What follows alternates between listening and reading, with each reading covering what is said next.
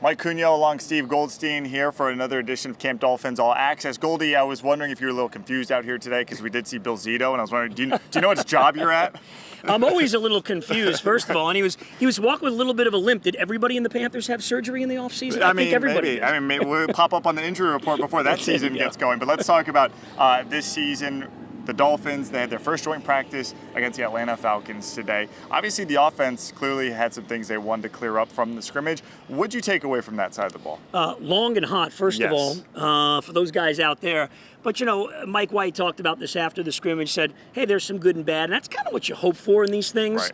I thought Tyreek stepped up his level of play since there was another team on the other side. That's not unexpected. Mm-hmm. Braxton Berrios continued a great camp. And, Kendall Lamb, Teron Armstead didn't take any reps. He's out there. Right. He's healthy enough, but they've got a very specific, slow program for the veteran left tackle. So interesting, Mike, that Kendall Lamb went all the way at left tackle out there. But those were a few of the things, Thru and Skylar, pick each during the red zone work.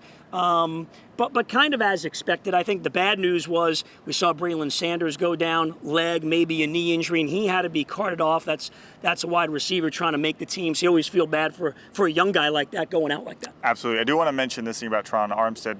Mike McDaniel did say before practice that it looks like we will see him get some work tomorrow against the Falcons and maybe some of those team drills. So it's not like he's just out here standing around. We will see him get a little bit of run, even though probably won't see him there in that first preseason game on Friday. All right, let's flip it over to the defense. What should fans expect to see scheme-wise for Vic Fangio when they roll out a defense for the first time against another team at Hard Rock Stadium? I think we're all waiting for that. Yeah. And I'm thinking a lot of the players kind of waiting to see how it goes in that live action as well. It's a vastly different system than what they're used to, particularly, Mike, in that defensive backfield. Mm-hmm. Xavier Howard talked after practice, and he said it's totally different. I mean, the old school press coverage, that'll still be there for him. So if they ever need him to do it, he'll go ahead and do it. But a lot of the stuff that Vic does, a lot of movement.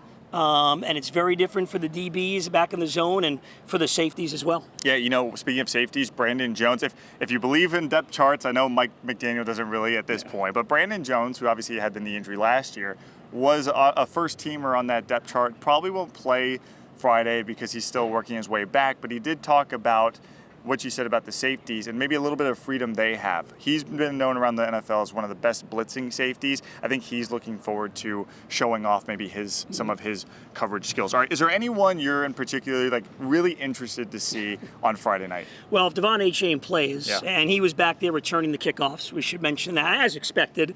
Had 2 touchdowns on kick return during his college days at Texas A&M. He could flat out fly. He's got all the talent in the world. So I think Achane would be a guy really interesting. Mike, after a few weeks of camp, it's not easy. The long practices, it's really hot. He's not the biggest guy.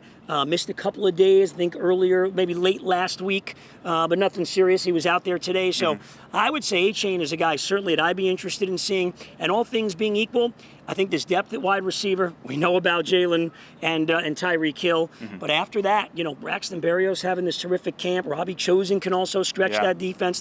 There's speed everywhere. And, hey, Cedric Wilson, a year ago at this time, there was a lot of expectations for him as a big free agent. So interested to see those depth guys at wide receiver. Yeah, there are so many of these camp battles, as you mentioned, wide receiver, at corner, guys fighting for jobs. And Friday night will kind of be that first time we get to see some of those grades come out after a preseason game. All right, Goldie, as you mentioned, it's hot. The sweat is dripping. Bring it on. Where's the AC? Oh, see a little breeze for you? No. We got to get out of here. It's one hot training camp. Way too hot. Steve Goldstein, I'm Mike Cugno for another edition of Camp Dolphins All Access.